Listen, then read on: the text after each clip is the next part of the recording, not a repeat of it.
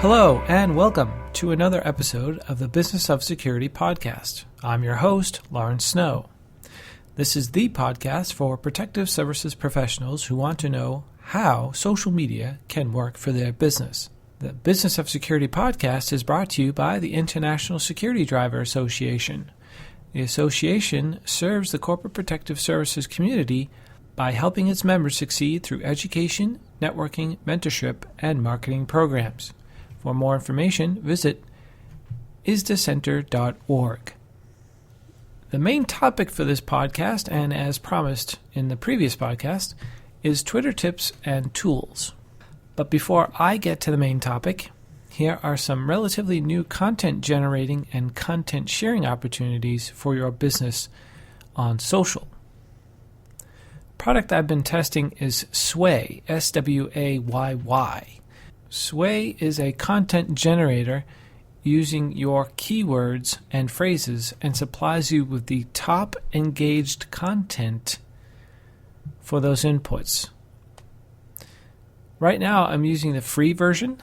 The prices range from $9 to $119 per month.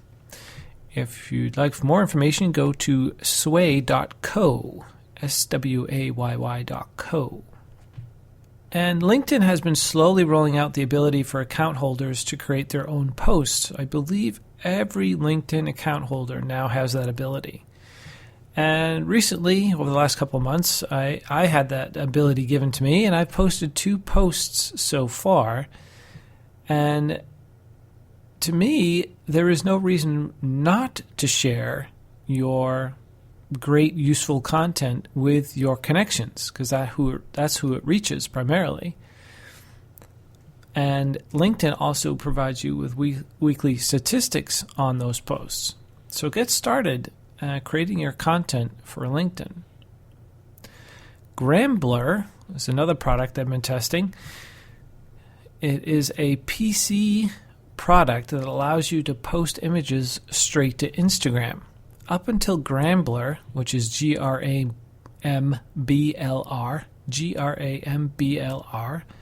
there was no way it could be done. The only caveat for Grambler is that pictures cannot be PNG files, so if you have one, you have to convert it to JPEG or GIF. And they must be square. Grambler won't allow you to put up rectangles or any other shapes. And it has to be 650 by 650 pixels for the best quality. You can add in your caption with the hashtags and links, obviously, but the links don't work in Instagram, but if you'd like to have one in there, you can put it in there.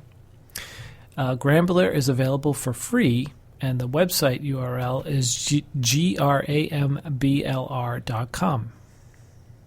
Lastly, I've been testing out a relatively new social content management system called CoSchedule. It connects to a blog and allows you to schedule social media messages to Facebook and LinkedIn groups, pages, Twitter accounts, Google+. Basically, any place where you are connected, you can create and schedule blog posts, and it gives you statistics on the engagement. It places everything on a nice calendar for you, and you can color code each social media connection so you can see when each post is scheduled and what network. The only downside I see so far is that to have multiple blogs connected to your CoSchedule account, you have to pay $100 a year for each one. Or you can pay monthly. I think it's $10 a month. To find out more about CoSchedule, go to coschedule.com, coschedule.com. All right, on to the main topic of Twitter tips and tools. You know, it's still amazing to me that I can connect and engage with folks I don't know from Adam and chat about subjects that I'm passionate about, like social media, internet marketing, and the security industry. I think that Twitter is misunderstood sometimes and has received this bad rap that it is nothing more than teenage diatribes on what they ate for lunch. Well, there are those types of tweets, I'm afraid, but they are in the minority. And if you are plagued with these tweets in your timeline, you are not following the right people. Twitter is so much more than that. To me, it is the undisputed news source. Before you see it anywhere online, you'll see it on Twitter. If you are on Twitter, I hope you're using it to its fullest potential. If you are not on Twitter, here's a few reasons why I think you should be. Sharing your own business and industry news, sharing your story of who you are, what you do, and who you do it for, sharing of valuable information, engaging and networking with like-minded individuals in the industry, branding opportunities, using cover art, the big cover that goes on top of Twitter, on top of your profile, sharing of images and videos of what your business is and does, monitoring your brand and your competitors, exactly who is talking about your company and what are they saying. Do they wish harm to any one of your employees or to you, or if you're protecting your principal? Where are they tweeting from?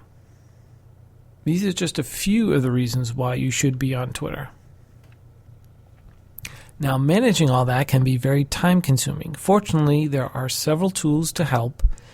One such product that I highly recommend is Hootsuite, Hootsuite. It's for free and for pay. The pay version is $9 a month, and I recommend getting the paid version to get all of the features that Hootsuite offers. Hootsuite provides a nice dashboard interface, and it was recently redone. And on one single page, you can view different panes. So you can have a pane for your Twitter feed, your Facebook feed, your YouTube, your LinkedIn. And if you're managing multiple accounts like I do, I can have a pane, or I should say a page, with several panes for one client. And then I can have several pages that has several panes for all of the clients that I manage. And it is so much easier than going to all the different social media networks, seeing who's tweeted, who has mentioned, who has posted something on Facebook, who has said something on Google+. This interface will do it, will manage it all very nicely for you. There are so many more features of Hootsuite, like reporting, statistics, scheduling tweets, and all of that type of stuff, that if I included each one, would be a whole podcast in itself. So for more information on Hootsuite, go to Hootsuite, Hootsuite.com. Another great service to use to schedule your tweets is Buffer app. It doesn't have all of the features that Hootsuite does as far as the reporting. Well, it does do some reporting, but you have to get the paid version for that. But I recommend you try out the free version that they have when you're just starting out on this. And you can schedule it through the day, the weeks, schedule anything you want to share. You can connect it to Facebook, and I'm pretty sure you can do Google+. But start off with Twitter, since we're talking about Twitter, and see if you like it. But, despite all this automation stuff and scheduling of tweets, I still recommend that whenever someone shares what you have posted, mentions you, or comments on something you do, follow up with them personally, mention their name, saying thank you so much, I appreciate it. Anything that would make it more relatable, make it more friendly, this is why you're using social media. So if you're not responding to people personally, you're just wasting your time on social media. Managing followers is another time-consuming task. How do you know when someone unfollows you? What if all a follower is tweeting is spam? What if a follower stops tweeting altogether? Well, there are a few great tools out there for this too that can help you manage your followers and following. Manage Flitter, which is F-L-I-T-T-E-R on the end of manage, manageflitter.com, is probably the best Twitter cleaner out there. Most of the functions are for free. You connect it to your Twitter account. It'll analyze everything that's going on in your Twitter profile, and just a one click of a button, and you get to see who is following you, who they recommend you might want to unfollow, who hasn't posted in a while, a whole bunch of different functions. And the runner-up for Manage Flitter is Friend or Follow. which is available at friendorfollow.com. Twitter lists. I can't say enough about Twitter lists. Twitter lists, I live by Twitter lists. Oh man. You have the ability to create public or private lists within your Twitter account. Lists cut down on the clutter of the Twitter timeline feed, whatever you want to call it. Instead of seeing the minutia of the tweets coming in, if you like, I have 2,100 or so followers, and imagine just coming in. There's probably about 10 tweets every second coming into my Twitter feed. And I can't read all of those, but I do want to pay attention to the people that I've engaged with, the people that I want to connect with, the people that I trust, the people that could be potential customers, all those types of people. I want to have a list for all of them. So, for instance, I have a short list of law enforcement agencies. Some are local, some are state, some are federal. And rather than waiting to see something in my feed from them or clicking on their profile I can just simply go to my list to see their latest tweets. I have several lists, as you can imagine, that I check throughout the day. And so rather than going to the feed, I just go to my lists. To create a list, it's very simple. Click on the small profile thumbnail on the far right. We're talking PC here. My assumption is it works on the Mac. This is not the mobile way to do things. So to create a list, click on the small profile thumbnail on the far right, then select Lists. On the right of the page, click Create New List. Give it a name, a description, and whether you want to have that list public or private. To add someone to your list, go to their profile. Now that might take some time, especially if you have a lot of people that you want to have in a list. It'll take some time to add them in manually. But when you come across someone that you want to have added to your list, click on their profile and you'll see a little gear icon. And you select Add or Remove from List, and then check the list to add the profile to. Save searches is so much of a time saver. Not as time saver as lists, but pretty up there. So after you search for a hashtag or phrase or keyword, you have the option to save that search by clicking the save link at the top of the search results. Once you save your search, to get back to that saved search, you click inside the search box and a drop-down list will appear with all your saved searches.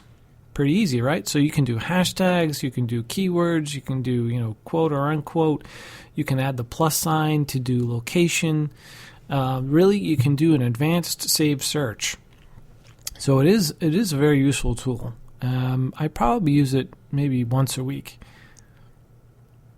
just to see what's going on with different keywords I have lined up. The next one is Twitter widgets. You can physically embed a Twitter timeline using these widgets right inside your own website. And there are 4 types available, all of which look and feel like the regular timeline on Twitter.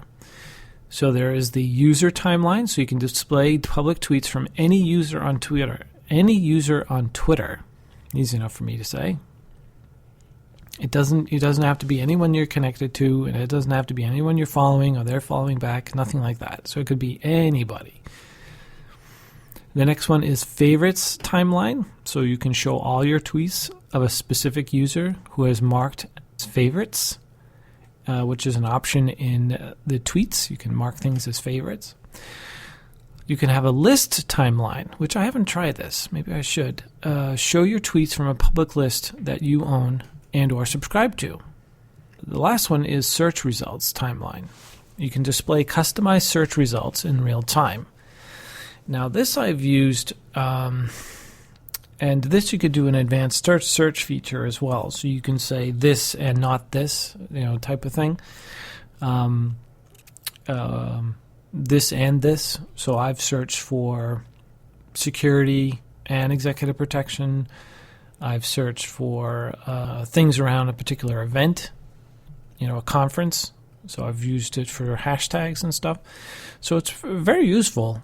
And if you're doing a live event or a conference, you could have this timeline right inside your page. I think Az's might have used this probably for the last Az's. Right inside their website, they had an active feed for everyone who was mentioning mentioning Az's or mentioning the Az's hashtag. So check those out. Those are Twitter widgets. And to create a widget, you go to your Twitter settings, and from the left navigation, click on widgets. For a complete how-to guide on this, Twitter has done a great job. And just to give you a shortened URL, because it's kind of long, you can go to larrysnow.me /widgets. WIDGETS. larrysnow.me /widgets. Analytics. You can now get Twitter analytics for your profile, your account.